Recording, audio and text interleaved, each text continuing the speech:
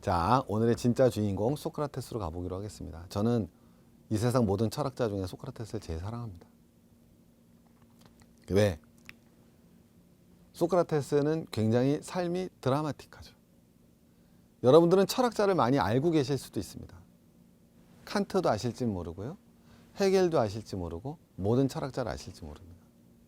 근데 사실은 그 철학자의 주장에 대해서는 우리가 잘 알고 있지만 그 사람의 인생에 대해서는 잘 모르죠. 근데 우리는 소크라테스의 인생에 대해서는 아무리 무식한 사람이라도 알고 있습니다. 소크라테스는 독배를 마셨다고 그러고요. 소크라테스는 악처를 두었다고 그러고요. 소크라테스는 신탁을 받았다고 우리는 다 알고 있습니다. 인생 자체가 철학의 분석 대상인 사람. 그래서 인생이 철학인 사람. 저는 소크라테스를 그렇게 부르고 싶습니다. 자, 그래서 이렇게 소크라테스의 4가지 장면을 모셔왔는데요. 첫 번째, 신탁을 받는 장면입니다. 두 번째, 재판을 받는 장면이고요. 그래서 독배를 들고 그리고 마지막으로 죽음을 택하는 장면입니다. 자, 한 장면씩 가보도록 하겠습니다. 첫 번째 장면이죠. 너 자신을 알라. 어떻게 된 거냐면요. 소크라테스 친구가 있습니다. 친구가 델포이 신전을 갑니다. 신전에 갔더니 여사제가 있죠. 그래서 물어봅니다. 소크라테스 친구가 여사제한테 우리 아테네에서 제일 똑똑한 사람이 누구예요? 라고 물어봅니다. 그랬더니 여사제가 뭐라고 대답합니까? 한마디로 소크라테스라고 얘기합니다. 소크라테스보다 지혜로운 사람은 없다라고 얘기합니다. 근데 이 당시에 신탁을 거부한다는 거는 굉장히 무서운 얘기죠. 그러니까 여사제가 소크라테스가 제일 똑똑해. 근데 소크라테스가 나 안 똑똑해요. 이것도 굉장히 어려운 말이에요. 왜? 그럼 신탁을 뭐 한 거니까? 부정한 거죠. 근데 이때 소크라테스가 솔직히 그 얘기 듣고는 엄청 좋았을 거예요. 내가 제일 똑똑하다고? 당연하지. 찐빠빠 이랬을 거예요. 근데 소크라테스가 그 다음부터 뭘 하냐면은 아니야, 그러지 않을 수도 있잖아 라고 생각을 하고 그리스의 가장 유명한 정치인, 그리스의 가장 유명한 시인, 그리고 이 당시에는 장인이 우리 옛날 청동기 시대 때 청동 만든 기술이 있으면 어떻겠어요? 굉장히 높은 지위였겠죠. 그래서 장인을 찾아가서 만나는 겁니다. 그래서 소크라테스가 결국 결론을 내립니다. 신탁이 맞았다라고 얘기를 합니다. 그래서 재판정 끌려가는 거예요. 나중에. 신탁이 맞았다고 그럽니다. 맞아. 왜? 내가 제일 지혜롭다. 그 다음부터는 여러분 알죠. 왜? 다른 사람들은 지가 무식하다는 걸 몰랐기 때문이다. 이게 무지에 대한 자각입니다. 자, 이 말의 뜻이 뭘까요? 첫 번째 한번 가보도록 하겠습니다. 소크라테스고요. 정치인을 만납니다. 위대한 트럼프죠. 트럼프가 이렇게 합니다. 미국인을 행복하게 만들겠습니다. 자, 플라톤이 여기서 무슨 질문을 던졌을까요? 미국인을 행복하게 만들겠다는데. 이런 질문을 던집니다. 행복이란 무엇이죠?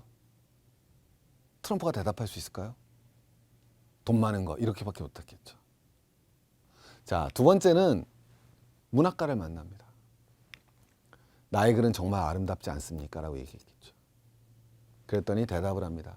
그런데 그 아름다운 글 37쪽에 쓰던 삶과 죽음의 의미란 무엇인가요? 더 멋진 대답을 하죠. 37쪽에 그게 있나요? 마지막으로 장인을 만납니다. 이 대화가 하이라이트인데 쇠의 성질은 내가 가장 잘 아오 라고 했을 때 플라톤이 말하죠. 결혼 왜 하셨어요? 자, 우문선답 같지만 저기는 아주 본질이 있습니다. 아까 말했죠. 그리스 철학은 뭐라고 그랬습니까? 어떻게 사느냐는 거죠. 한번 우리 음미해 봅시다. 저 장인은 훌륭한 장인입니까? 아닙니까? 한번 대답해 보세요. 저 장인은 훌륭한 장인인가요? 아닌가요? 거봐요. 여러분 아직 소크라테스 수준이 안 되는 거예요. 훌륭한 장인이 절대 아닌 거죠. 아까 제가 뭐라 그랬습니까? 철학은 뭐다? 철학은 돈을 잘 버는 사람이 아니라 왜 돈을 잘 벌어야 되는지 왜를 아는 사람이라고 그랬잖아요. 쇠를 잘 다루는 게 장인이 아니에요. 그건 기본이에요.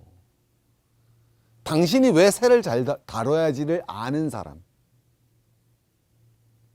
그리고 인간이 인간답기 위한 보편적 도덕 규범과 정신을 갖고 있는 거예요. 공부 잘하면 훌륭한 학생인가요? 아니라는 거예요. 그죠? 어떤 학생이 훌륭한 학생이에요? 그럼 금방 나오잖아요. 근데 방금 전에 여러분은 공부 잘하는 학생이 훌륭한 학생이라고 대답을 한 거예요. 그리스라고 달랐겠어요? 속으로 다 공부 잘하는 애를 훌륭한 학생이라고 생각을 했겠죠? 소피스트는 뭘 가르쳤어요? 소피스트보다 얘네가 왜 뛰어난 거예요? 소피스트 뭘 가르쳤어요? 나예요, 나. 내가 뭐 가르쳐요? 지금은 안 가르치지만 내가 뭐 가르쳤어요? 어떻게 하면 성적을 올릴 것인가 가르쳤잖아요. 여러분, 철학은 죽어 있는 게 아니에요. 자, 소크라테스가 봤어요. 봤더니 뭐라 그러냐면 훌륭한 학생은 누구입니까? 공부 잘하는 학생이래요, 다.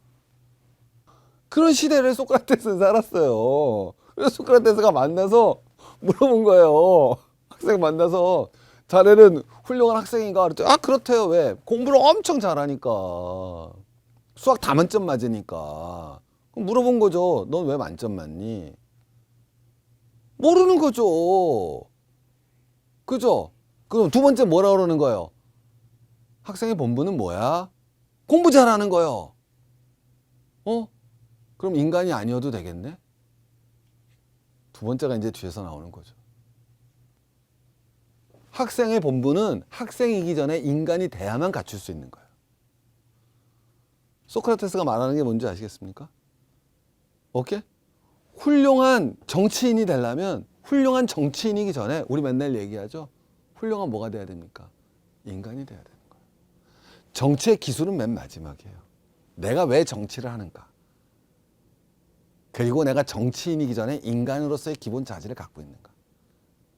그럼 이제 끝났죠. 뭘 몰랐던 거예요? 뭘 몰랐던 거예요? 학생은 뭘 몰랐어요? 장인은 뭘 모르고? 자기가 똑똑하다고 생각했죠. 왜? 내가 쇠를 잘 다루니까. 학생은 뭐라고 생각했어요? 내가 똑똑하다고 생각했죠. 내가 공부를 잘하니까. 정치인은 왜 자기가 정치의 기술을 잘하니까. 문학가는 지가 아름다운 글을 쓰니까 지들이 다 똑똑하다고 생각한 거예요. 근데 소크라테스가 봤을 때 이들은 바보였던 거죠. 왜? 자기가 무식한 줄 모르는 놈들인 거예요. 자기가 아는 지식이 진짜 지식인 줄 아는 거예요. 소크라테스한테 어떻게 안 넘어갑니까? 우리가 어떻게 살아야 될지 가장 기본을 갖다 말해주는 사람이죠. 물론 저는 그렇게 못 살았어요. 오해하지 마시고요. 저는 이론만 이러면 안 돼요. 저는 무식한 놈. 이것도 안 돼요. 자꾸 소크라테스가 생각나는 건데 그 말 왜? 소크라테스 알면 행해야 되거든요. 그러니까 소크라테스의 지식은 알면 행하는 지식이에요. 그게 지행한 밀설이에요. 그럼 얼마나 멋집니까? 그래서 이렇게 표현되는 거죠. 보시면 나오겠지만 두 가지 질문 던져. 소크라테스가 자신이 무지하다는 걸 알다고 했을 때 무지란 무엇이냐? 정치인, 시인, 장인이 안다고 했지만 몰랐던 건 무엇인지. 이제 아시겠죠. 소크라테스적으로 삶을 산다는 거예요. 훌륭한 요리사는 누구예요? 여러분, 이게 우리한테도 그대로 반영되는 거죠. 지금 우리 먹방이잖아요. 소크라테스가 이 현실을 보면요. 이건 말이 안 되는 거예요. 이 옛날 그리스만도 못한 거예요. 옛날 그리스만도 못한 거예요. 훌륭한 요리사는 뭐냐? 맛있는 요리를 만들면 그게 훌륭한 요리사라고 다 생각한다는 거예요. 그래서 저 요리사들 스스로가 자기가 진짜 뛰어난 요리사인 줄 알고 있는 거예요. 왜? 난 요리를 엄청 잘하니까. 거기다 대고 소크라테스가 너 자신을 알라라고 얘기한 거고요. 그럼 어떻게 되느냐? 왜 요리를 잘하는지 알고 있어야죠. 그리고 인간으로서 요리사 이전에 보편적 인품을 갖추고 있어야 된다. 얼마나 멋집니까? 그러면 저렇게 되잖아요. 그러면 행하지 않을 수가 없습니다. 무슨 행하지 않을 수가 없을까요? 제가 걸어가고 있는데 예를 들면 아프리카 친구들이 굶주려 갖고 들여보세요. 굶주려서 배고픔에 시달리고 있어요. 내가 이런 요리사라면 아주 맛있는 요리를 안 해줄 수가 없죠. 하지만 내가 요리의 기술만을 아는 사람이에요. 요리해줘요, 안 해줘요? 안 해주죠. 그래서 지행합일이에요. 요리를 잘해야 된다는 것만 알고 있는 사람은 안다 하더라도 행하지 않을 수가 있어요. 왜? 그거는 인지적 차원의 지식에 불과하니까. 근데 내가 진짜 지식을 깨달았잖아요. 그걸 참된 알미라고 그래요. 진지, 진짜 지식. 진지를 깨달으면 그 다음부터는 행하지 않을 수가 없다는 뜻이에요. 아는 게 중요하니까 그래서 주지주의가 되는 거고요. 알면 무조건 이제 뭐 할 수 있어요? 행동할 수 있겠죠. 그래서 지행합일이 되는 거예요. 소크라테스가 말하는 거는 두 가지가 될 수 있겠죠. 첫 번째는 지식은 인지적 차원의 지식이 있다. 그러나 두 번째는 참된 알미 있다. 어떤 게 다른 건지 아시겠죠? 예. 저거는 행동을 보장해 줍니까? 못 해줍니까? 보장을 못 하죠. 근데 이건 뭐가 돼야 됐습니까? 행동을 보장해 주죠. 두 번째, 이 지식은 그냥 단순한 지식이에요? 도덕적 지식이에요? 그렇죠. 그래서 이거는 인지적 차원의 지식이고요. 이거는 참된 암 혹은 덕을 가진 지식, 보편적 도덕적 지식이 되는 거예요. 그래서 이거는 행동을 수반하지 않지만 이건 행동을 수반하는 지식이에요. 그럼 여기서 일로 가려면 어떻게 해야 되겠습니까? 이게 이제 또 포인트죠. 아까 보세요. 요리를 암만 잘한다고 해서 이거밖에 안 되죠. 그럼 일로 가려면 요리를 잘하는 스킬로는 안 되죠. 그럼 이거는 몸의 문제예요? 마음의 문제예요? 그렇죠. 그러면 몸과 기술을 닦아 수련해야 되겠어요? 마음을 수련해야겠어요? 그렇죠. 그래서 이건 영혼을 수련하는 거예요. 오케이? 그래서 소크라테스는 나는 아는 거예요. 내가 영혼을 수련해야 되는 사람이라는 거를. 소크라테스가 하나 더 아는 건 그거예요. 오케이? 내가 아는 건 뭐다? 나는 영혼을 수련해야 되는 사람이라는 건 지가 이걸 가졌다라고는 말하는 차마 창피해서 못하고 여기까지는 요걸 얘기하는 거예요. 나는 영혼을 수련을 해서 참된 지식을 얻어야 된다는 건 알고 있다라는 거예요. 그것만 안다면 아는 게 중요하니까 주지주의죠. 그럼 행동할 수 있겠어요? 없겠어요? 있죠. 그래서 지행하면서 해요. 이게 소크라테스. 이 시대 제가 오늘 말하는 철학이라는 건 시대를 벗어난 철학은 존재하지 않죠. 이 시대에도 우리에게 큰 반면교사를 주는 겁니다.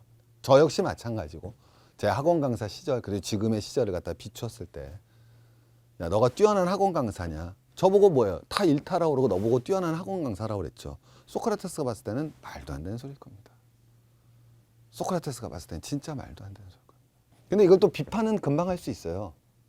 왜냐하면 이 주지주의 비판은 되게 쉽거든요. 주지주의는 일반적으로 지식을 두 개로 저렇게 나누는 거예요. 하나는 나쁘게 표현하면 저급한 지식이고 하나는 높은 지식이에요. 제일 대표적인 게 성리학이에요.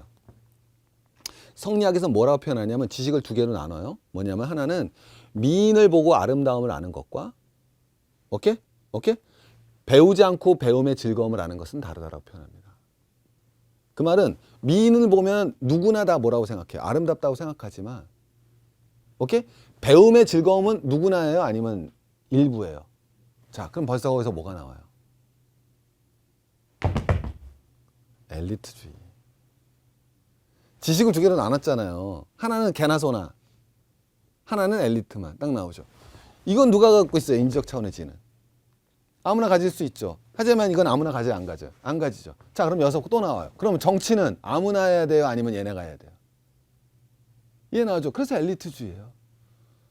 조선의 성리학을 따르는 순간 정치는 민중해야 돼요? 사대부가 해야 돼요? 그럼요. 왜? 사대부만 배우고 배움이 얼마나 아름다운지를 아는 거니까. 민중은 미인이 아름다운 건 알아도 배움의 아름다움 모르니까. 여기도 민중은 인지적 차원의 지는 알아도 뭐는 모르니까. 그렇죠. 오케이. 그러면 소크라테스는 소피스트랑 친하겠어요? 왕 싸우겠어요? 왕 싸우죠. 그래서 일본은 막 소크라테스가 그리스의 민주정을 반대하고 소피스트, 근데 뭐 그런 측면도 있지만 오늘날의 이 시대에서도 바라봤을 때 우리가 어떻게 볼 것이냐의 문제를 아주 반출해 주는 거예요. 더 중요한 거는 뭐 민주주의고 뭐고 그것도 중요하지만 삶이에요. 네. 우리가 어떻게 살 것인가에 대한 우리가 함부로 살아가지 못하는 삶에 대해서. 근데 우리가 이제 그럴 삶들의 기회가 더 많이 생길 수가 있죠. 왜냐하면 우리가 이제 이미 어쨌든 인생 전부에 있어서 자본주의 시대를 살고 있지만 돈을 벌기 위해서 살아가는 인생의 기간이 점점 줄어들고 있잖아요. 내 인생이. 옛날에 우리가 50년 살았으면 30몇 년을 돈을 버는 기간을 보냈다면 지금 70년, 80년 살면서 오히려 돈 버는 기간은 줄어들기 때문에 어떻게 살 것인가에 대한 고민하는 기간은 더 걸어질 수밖에 없고 왜라는 질문들은 훨씬 더 많이 나올 수밖에 없고 그렇지 않겠습니까? 그 다음에는 경제적으로도 많이 달라지는 시대가 되니까 너무 멋있는 것 같아요. 이게 첫 번째 소크라테스의 신탁입니다. 자, 그러면 이제 내가 이거 왜 두 번째 여러분이 정치인이었어요. 기분 좋아요? 더러워요? 더럽죠? 여러분이 극작 갔어요. 기분이 좋아요? 나빠요? 나쁘죠? 내가 학원 강사 1타인데 나보고 와서 너 무식한 놈이래잖아요. 너는 진짜 학원 강사도 아니래잖아요. 그래서 거는 거예요, 소송을. 그래서 소크라테스가 그래서 이제 재판정에 가는 겁니다. 그래서 정치인을 대표하는 사람과 오케이? 당시 강단을 대변하던 사람과 세 명에 의해서 고소를 당해요. 그래서 소크라테스가 법정에 서는 겁니다. 그러니까 죄명은 야, 너 무신론자지. 이 당시에 무신론이 엄청난 거니까. 두 번째, 젊은이 타락시켰지라고 얘기합니다. 왜? 소크라테스가 특히 무서웠던 거는 소크라테스 제자가 누굽니까? 우리 다 아는 플레이토죠. 근데 플레이토는 지금으로 치면 뭐냐면은 우리나라에서 집안 제일 좋은 친구 누구예요? 케네디, 미국 케네디 가문의 케네디 같은 친구예요. 근데 얼굴도 잘생겼어요. 플레이토가 어깨가 넓은 사람이란 뜻이니까. 예. 그리고 우리 미대 갈 때 옛날에 아그리빠 그렸잖아요. 근데 아그리빠만 그린 게 아니라 플레이토도 그렸어요. 그만큼 인물과 이게 뛰어났던 친구예요. 근데 이런 친구들이 할아버지 소크라테스만 맨날 쫓아다니는 거예요. 소크라테스 그러는 거예요. 그러니까 그리스의 소피스트들이 봤을 때는 저거 민주정을 흔들 수 있는 사람이죠. 왜 플라톤이 장차의 미래의 그런 그 그리스를 이끌어갈 친구인데 저러다가 이거 나라가 어떻게 되는 거 아니야? 스트레스 받죠. 그다음 만나서 말만 하면 다 깨지죠. 그래 이제 소송 건 거예요. 너 무신론자지. 너 젊은이 타락시켰지. 소송 걸어서 처음에는 280대 220으로 유죄 선고받습니다. 근데 이때는 재밌는 게 얘네들도 목숨 걸고 소송하는 거예요. 아까 소송을 마음대로 할 수 있다고 그랬죠. 근데 소송에서 지면 처벌받아요, 거꾸로. 그러니까 얘네도 목숨을 걸고 한 거예요. 그러니까 피 터지는 논쟁이죠, 저게. 소크라테스가 맞서 싸웠는데 졌어요, 소크라테스가. 그럼 이때는 주인공이 지면 내 죄를 내가 결정해요. 근데 소크라테스가 졌는데 너 무슨 벌 받을래? 그랬더니 나 호텔에서 밥 사줘, 뷔페 사줘 이런 거야. 그러니까 그 마인드를 알겠잖아요, 소크라테스가. 그 배심원들이 괜찮아요, 열받아요. 열받죠. 그래서 못 받아들이죠. 그래서 사형을 내리는 거예요. 소크라테스 정확하게 야, 너 벌 뭐 줄래? 뭘 받을래? 나 호텔에서 뷔페 먹을래? 열받잖아요, 배심원들이. 그러더니 친구들이 와서 야, 그건 좀 너무했다 그랬더니 100원 낼게 그런 거예요. 일문화 낼게. 그래서 이제 뚜껑 열린 거죠. 그래갖고는 이랬다가 사형은 어떻게 당하는 거냐면 360대 140으로 사형을 당합니다. 그래서 사형을 당하는 거예요. 사형을 당했죠. 자, 이게 공소장입니다. 이 당시. 여러분, 소크라테스는 형편없는 무신론자며 젊은이를 타락시키는 기괴한 소피스트입니다. 저거 소크라테스가 변명을 딱 뭐라고 하느냐? 기가 막힌 변명을 합니다. 뭐냐? 기가 막힌 변명을 합니다. 나 돈 받은 적 없거든. 돈 안 받았거든요. 나 돈 받은 적 없거든. 나는 돈을 위해 강의를 해본 적이 없어 라고 얘기를 합니다. 저 같은 사람은 쫓아갈 수가 없는 사람이죠. 저희 완전히 극점에 서 있다고 생각하십니다. 그는 불경스러운 극점까지는 아니다. 불경스러운 생활을 앞세워 청년의 낡은 생활을 버리라고 가리킵니다. 그는 참된 시민이 아니며 국가에서 인정하지 않는 신을 믿습니다. 자, 그래서 드디어 소크라테스가 노구를 이끌고, 사실은 소크라테스가 돌아가실 때 나이가 80에 가까우니까 플라톤도 오래 살았습니다. 노구를 이끌고 이제 갑니다. 이렇게 얘기하죠. 좀 길게 가보겠습니다. 법정에서 변론이니까. 자네가 나를 고발한 이유가 내가 국가가 인정하는 신을 믿지 않기 때문인가? 아니면 신의 존재를 부정하는 무신론자이기 때문인가? 자네는 아무 신도 믿지 않아 무신론자란 말이지. 그런데 자네는 고발장에 내가 다른 신을 섬기고 있다고 적었어. 이렇게 나오죠. 논리적으로 아주 쉬운 논리지만 원래 소크라테스의 맥락은 요거는 처음 거라 그러는데 정확하게 알고 계셔야 되는 게 소장에 뭐라고 써 있냐면 이렇게 표현하면 되는 거예요. 기적이 발생했어요. 근데 저 소크라테스는 저 기적이 이상한 신이 한 거라고 믿는 놈이에요 라고 한 거예요. 그리고 고발은 무신론자라고 때린 거예요. 그랬더니 소크라테스가 여기에 대한 변론을 기가 막힌 거랍니다. 자, 뭐라고 그랬죠 제가? 이상한 기적을 누가 만들었다? 이상한 놈이 만든 기적을 믿는다 그랬잖아요. 소크라테스가 뭐라 변명하느냐? 우리 선생님한테 이제 고소인이에요. 자네 말 없는 마부를 본 적이 있는가? 이렇게 묻습니다. 말 없는 마부 있나요? 자, 여기서 한번 보여드리도록 하겠습니다.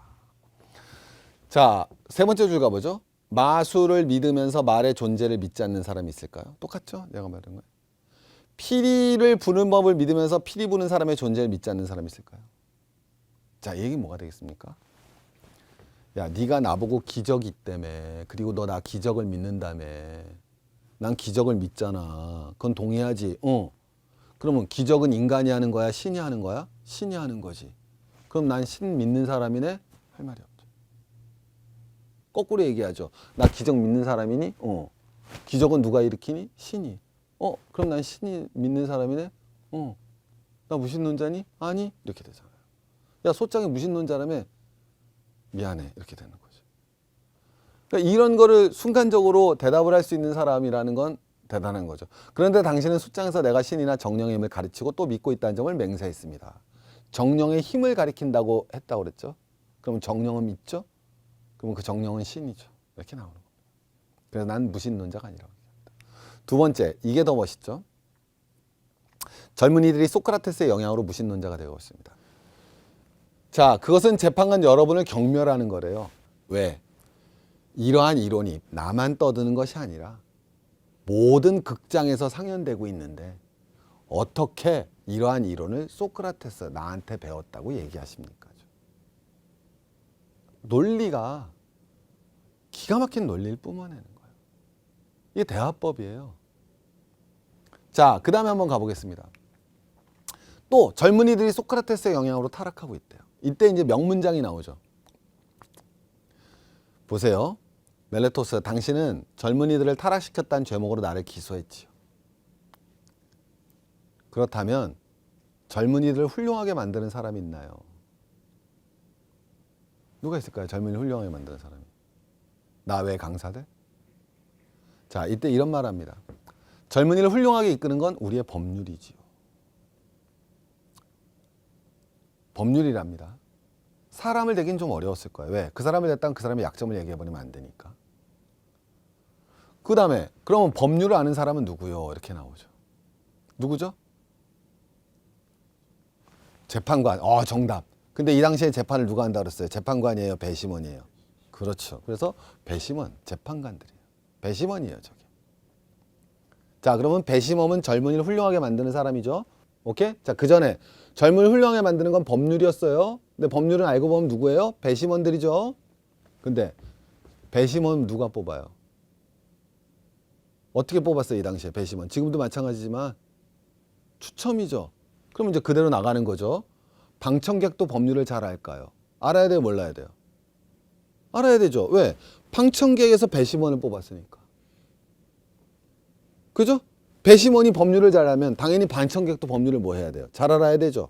그럼 들어가 보세요. 법률이 젊은이를 훌륭하게 만들고 있었죠? 그러면 배심원도 젊은이를 훌륭하게 만들고 있었죠? 방청객도 젊은이를 훌륭하게 만들고 있었죠? 그럼 방청객을 더 확대시키면 누구예요? 미네 사람들 전부 뭐예요? 그리스 모든 시민은 다 누구를? 젊은이를 훌륭하게 만들고 있었죠. 근데 나 혼자 젊은이를 타락시킨다고 젊은이가 타락돼요? 그리고 설령 나 혼자 젊은이를 타락시켰다면 나머지 모든 사람들은 그걸 가만히 있었어요? 방관했어요? 그럼 처벌받아야죠. 기가 막힌 논리로 가는 거예요. 오케이? 내가 이해하시겠습니까? 내가 얘를 때렸다고요? 예, 그러면 이 사람 못 때리게 막는 사람은 누구예요? 얘죠? 그럼 얘는 누구예요? 이 사람들 중에 선발된 사람이에요. 이 사람들은 누구에 선발됐어요? 나머지 전부인데요? 그럼 나머지 전부 내가 얘 때릴 동안 뭐 했어요? 저 혼자 얘 때린다고 이게 가능해요? 예, 우리는 소크라테스의 논리를 모르기 때문에 소크라테스는 딱 두 가지만 알죠. 악법도 법이다. 너 자식 알라신인가요? 아니에요, 여러분. 보통 논리를 가지고 있던 사람이 아닙니다. 하나만 더 가보겠습니다. 정의란 무엇인가를 가봅니다. 케팔로스라는 노인네와 소크라테스가 만납니다. 온갖 얘기를 하다가 희망이 정의와 성스러움 속에 사는 사람의 영혼을 달래준다는 말은 참으로 멋진 말이요. 재산은 이럴 때 아주 유용하다오. 훌륭하고 선한 사람에게 돈의 가치는 최고조로 발휘되는 법이요. 좀 기분 나쁘시겠네요. 삶이 풍족함으로 남을 속이거나 해칠 일도 없죠. 신께 재물을 바치지 못해 안절부절할 이유도 없고 남의 돈을 갚지 못해 불안감이 쌓여 죽을 일도 없으니 조금만 천천히 가볼게요. 여러분 논리니까 지루하시더라도 정의란 무엇인가요? 남을 속이지 않는 것. 아래 피놓기 있잖아요. 두 번째, 남의 돈을 갚지 못해 불안감에 쌓여 남의 돈을 갚지 않고 우리 강연한 거 아니에요? 남의 돈 안 갚으면 부정의한 거 아닌가요? 그리고 거짓말하면 부정의한 거 아닌가요? 그렇게 얘기한 거예요, 케팔로스가. 그 다음에 하나 더 했죠. 다만 돈 있으면 거짓말할 이유도 없고 돈 있으면 남의 돈 못 갚을 일도 없으니까 정의를 실현하기 더 좋지 뭐 이렇게 나간 거죠. 즉이 상식적인 논리입니다. 자, 이때 소크라테스 얘기합니다. 자, 오케이. 장소와 시간에 따라 이럴 때 이거 넘어가 볼게요. 그 밑에 말. 가령 어떤 친구가 반드시 갚아야 된다 그랬죠. 반드시 갚아야 된다 그랬는데 어떤 친구가 내게 무기를 맡겼다고 가정을 해봅시다. 그때 멀쩡했어요, 친구가. 근데 애가 미쳐버렸어요. 그럼 다시 무기를 돌려줘야 되나요? 한 방으로 끝냈죠. 아까 뭐라 그랬습니까? 반드시 갚아야 된다 그랬잖아요. 근데 내가 얘한테 무기를, 칼을 빌렸어요. 칼로 나오는데. 근데 빌릴 때는 멀쩡했는데 얘가 지금 미쳐있다 이거죠. 그럼 갚아야 되냐는 거예요. 그럼 아까 얘는 정의를 뭐라 그랬습니까? 갚는 것이라고 그랬죠. 그죠? 근데 이게 정의냐는 거예요, 소크라테스가. 그러니까 아버지가 할 말이 없으니까 아들인 폴레마르코스가 나타나서 이야기를 이끌어갑니다. 이때 기가 막힌 얘기를 하죠. 돌려주는 건 맞는데요. 아까 멀쩡한 친구가 나한테는 칼을 준 게 아니라 나한테 이로움을 줬죠. 그죠? 칼을 줘서. 그럼 내가 지금 만약에 칼을 주면은 미쳐버렸기 때문에 이로움으로 갚는 거예요? 해로움으로 갚는 거예요? 그래서 안 된다. 그래서 이로움을 빚졌을 땐 이로움으로 갚되 해로움을 빚졌을 땐 해로움으로 갚는 것. 즉 빌린 것을 갚는 것이 정의 맞아요 라고 얘기합니다. 어쭈 좀 제법 대답을 했네요. 귀염둥이 그러더니 소크라테스가 귀여워 그 다음 뭐라 하냐 소크라테스가. 그러면 뭐라고 표현했느냐, 리는 리로 갚고 해는 해로 갚으라고 그랬잖아요. 근데 적이 나한테 이익을 줬어요. 그럼 뭐로 갚아야 돼요? 한 수 위인 거예요. 저걸 순간적으로. 야, 빌린 건 갚는 게 정의야? 예. 근데 멀쩡할 때 칼 빌렸다가 미쳐버려도 갚아야 돼? 그 다음 나와서 아유 그거 갚는 게 안 갚아도 돼요. 왜? 빌린 건 리인데 지금 주면 해잖아요. 그래요? 그러면 리는 리를 갚고 해는 해로 갚아야 되네요? 예. 근데 제가 적이면 어떡하죠? 그러면 내가 케팔로스가 말하는 정의라는 거는 진정한 정의, 원래 정의는 변하지 않아야 되잖아요. 근데 정의가 돼요? 아니면 계속 변하는 거예요? 칼을 빌렸다 갚는 것이 정의라고 그랬다가 이익을 빌렸다 갚는 것이 정의라고 그랬다가 맞죠? 그랬더니 이번에 뭐라 그럽니까? 적일 때는 어떻게 해야 되나요? 그랬더니 물론입니다. 그때는 이를 배웠으면 뭐가 돼야 됐습니까? 해를 갚아야겠죠. 웃기잖아요. 계속 말이 빌렸잖아요. 칼 빌리면 칼 갚아야 된다며. 아니 리를 빌리면 리를 갚아야 된다며. 아니 계속 말이 바뀌잖아요. 그럼 진리란 건 그렇게 상대적인 것인가라고 얘기하는 거예요. 소크라테스는 보편주의자입니다. 진리의 절대성을 신봉했던 사람이죠. 보편적 규범과 진리가 존재하며 그것을 따라야 된다고 믿었던 게 소크라테스입니다. 그 다음에 병에 걸렸을 때 친구나 적에게 적절한 조치를 내릴 수 있는 사람은 누구겠습니까? 당연히 의사라고 그러죠.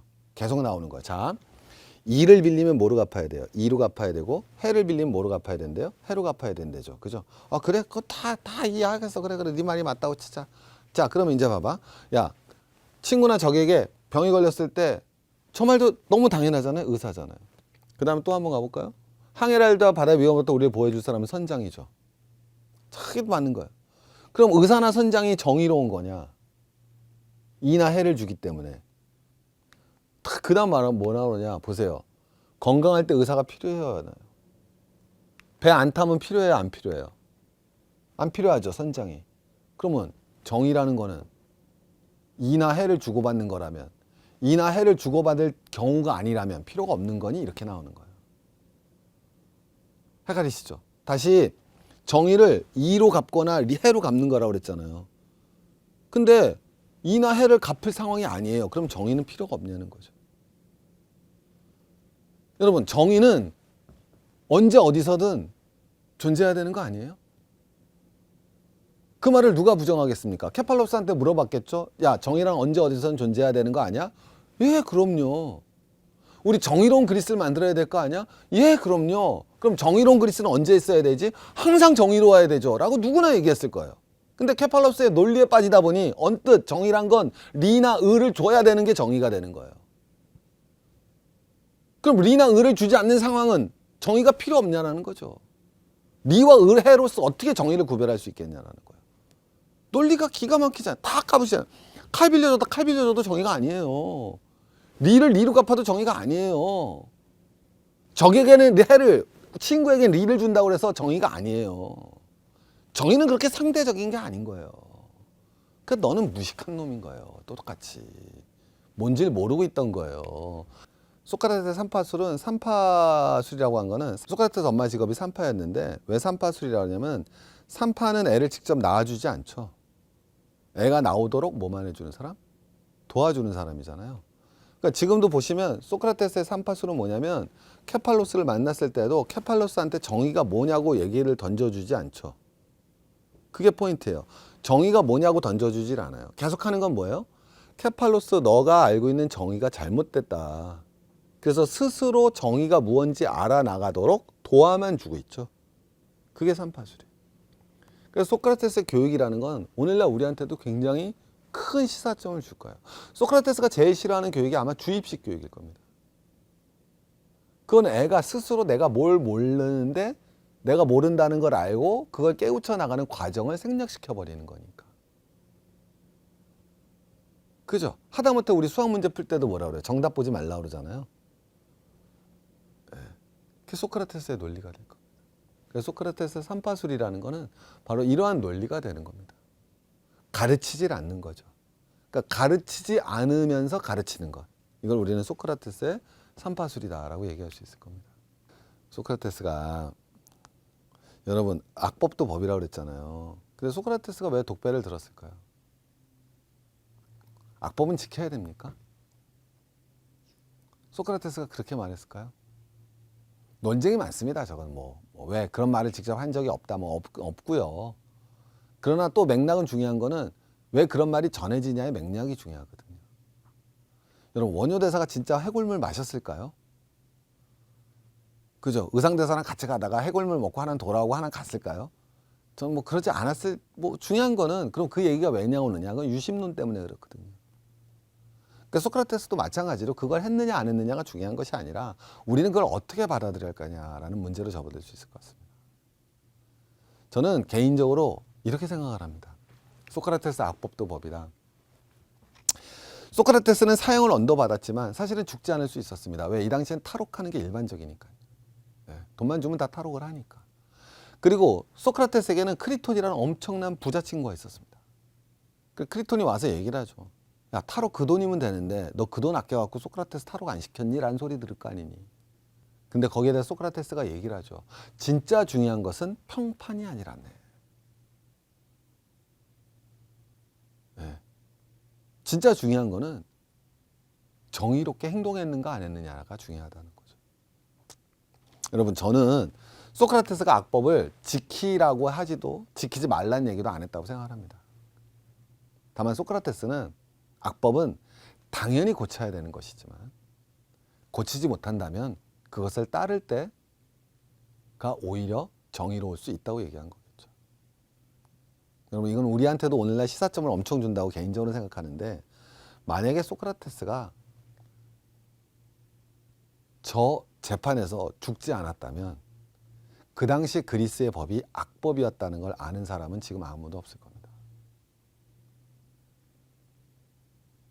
우리는 모두 다 그 당시에 그리스의 법이 악법이었을 거라고 생각을 하죠. 왜? 소크라테스가 악법도 법인데 따랐으니까.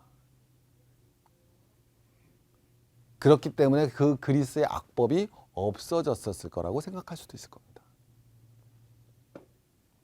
그냥 신뢰로 들어봅시다. 아주 억울한 재판의 희생양이 있습니다. 그냥 우리 최근에 많잖아요. 저는 잘 안 듣습니다만 엄청나게 어떤 사람들 입장에서 엄청나게 억울한 사람이 있어요. 근데 그 억울한 사람이 엄청난 로펌의 변호사를 쓰고 그죠? 네. 그래서 교묘하게 다시 법망을 피해서 무죄를 선고받습니다. 그 법이 고쳐지겠습니까? 근데 그 사람이 스스로 그 말도 안 되는 법에 따라 변호도 하지 않고 자기를 만약에 그리고 슬기로운 감방 생활을 시작합니다. 사람들은 그 법이 얼마나 잘못됐는지 깨닫게 될 겁니다. 어떤 일이 정의로운가? 저는 소크라테스의 판단은 바로 거기에 있었다고 생각합니다. 사람들의 평판이 중요한 것이 아니라 어떤 법을 선택하느냐.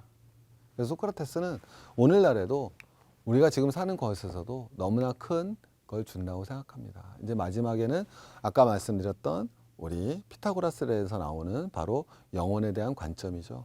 그래서 소크라테스가 저렇게 행동할 수 있었던 것은 저는 동양의 정신이나 서양이나 소크라테스와 마찬가지로 우리 종교적 신념 없이도 사람들이 순교를 했습니다. 그죠? 네, 우리 성리학자들도 마찬가지고 선비들도 마찬가지였죠. 그러면 종교적 신념 없이 순교를 할 수 있다는 것은 바로 속세를 초월하는 그 무엇인가의 영혼관이 아닌가라고 생각하면서 오늘 소크라테스를 마무리하도록 하겠습니다.